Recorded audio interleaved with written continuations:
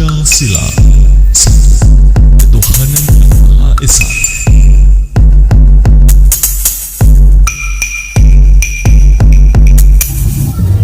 Apa yang dipersoalkan pihak-pihak yang menolak dari RUU HIP? Salah satu yang utama adalah pasal 7 ayat 2. Pasal itu menjelaskan bahwa ciri pokok Pancasila berupa trisila. Ketiganya yaitu sosio-nasionalisme, sosio-demokrasi, serta ketuhanan yang berkebudayaan. Kemudian trisila sebagaimana dimaksud pada ayat 2 terkristalisasi dalam ekasila, yaitu gotong royong. Bunyi pasal 7 ayat 3. Gagasan ekasila tersebut pertama kali disampaikan Soekarno dalam sidang Badan Penyelidik Usaha Persiapan Kemerdekaan atau BPUPKI pada 1 Juni 1945. Selain Pancasila, saat itu Soekarno juga memberikan pilihan penyederhanaan dasar negara menjadi trisila dan kemudian ekasila atau gotong royong. Ide ekasila muncul kembali selepas pemilu 1955.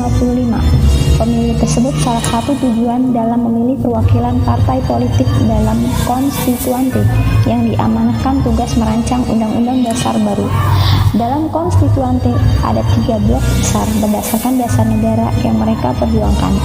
Di antaranya blok Pancasila 274 kursi dengan ujung tombak Partai Nasionalis Indonesia atau PNI 119 kursi dan PKI 60 kursi. Kemudian blok Islam 230 kursi yang dipimpin Partai Masyumi 119 kursi, Partai Nahdlatul Ulama 91 kursi dan Partai Syarikat Islam Indonesia 16 kursi, serta blok Sosio-Ekonomi 10 kursi.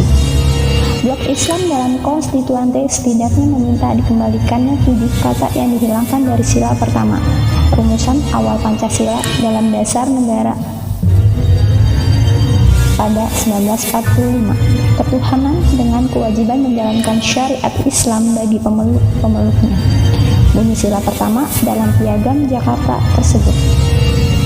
Mereka menagih janji bahwa dasar negara dan konstitusi yang disetujui pada 1945 itu hanya sementara saja. Sebaliknya, sepanjang sidang konstituante, ide ekasila kerap digelorakan kembali oleh PKI sebagai dasar utama negara. Gotong royong dalam ekasila dimaknai PKI setara dengan semboyan, sama rata, sama rasa. Sakirman, wakil dari PKI sekaligus wakil ketua konstituante, menyuarakan sikap partainya bahwa gotong royong sudah cukup sebagai dasar negara dengan mengesampingkan ketuhanan yang Maha Esa. Hingga 1959, perdebatan kedua blok besar tak kunjung ada titik temunya, sehingga akhirnya Presiden Soekarno membubarkan konstituante dengan mengembalikan konstitusi pada Undang-Undang 1945. Nuansa itu kiranya yang melatari penolakan-penolakan sebagian kalangan Islam terkait RUU HIP.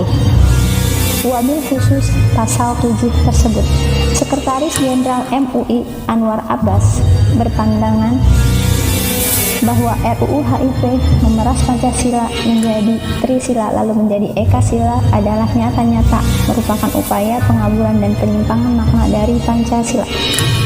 Bila maklumat ini diabaikan oleh pemerintah Republik Indonesia, maka kami, pimpinan MUI Pusat dan segenap pimpinan MUI Provinsi se-Indonesia menghimbau umat Islam Indonesia agar bangkit bersatu dengan segenap upaya konstitusional untuk menjadi garda terdepan dalam menolak paham komunisme dan berbagai upaya licik yang dilakukannya demi terjaga dan terkawalnya NKRI yang berdasarkan Pancasila dan Undang-Undang 1945.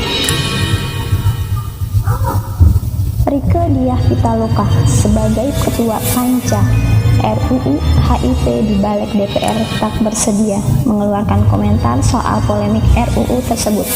Kader-kader PDIP yang berhubungan dengan RUU tersebut juga belum bisa dihubungi untuk dimintai pendapat terkait delik tersebut. Satu-satunya komentar dari pihak PDIP soal RUU tersebut dilayangkan kader PDIP Ahmad Basarah yang saat ini menjabat sebagai Wakil Ketua MPR. Ia menyatakan RUU HIP diperlukan untuk melindungi Pancasila sebagai ideologi. Pancasila juga dinilai perlu dilindungi dari bahaya dan praktek paham liberalisme atau kapitalisme, serta bahaya paham keagamaan apapun yang bertentangan dengan nilai-nilai Pancasila, ujar dia selepas menyambangi Menteri Pertahanan Prabowo Subianto bersama pimpinan MPR lainnya pada Selasa 9 Juni lalu. Meski secara pribadi ia juga menilai perlunya disertai TAP MPRS XX V1966 dalam regulasi itu. Selepas pertemuan itu, Prabowo diklaim menyatakan dukungan untuk RUU HIP. Komitmen Pak Prabowo sebagai Menteri Pertahanan maupun Ketua Umum Partai Gerindra, salah satu partai politik terbesar di Indonesia dalam menjaga dan mengamalkan Pancasila, akan semakin meneguhkan kedaulatan Indonesia di antara bangsa-bangsa lainnya di dunia, kata Ketua MPR Bambang Susatyo yang merupakan kader Partai Golkar selepas kunjungan.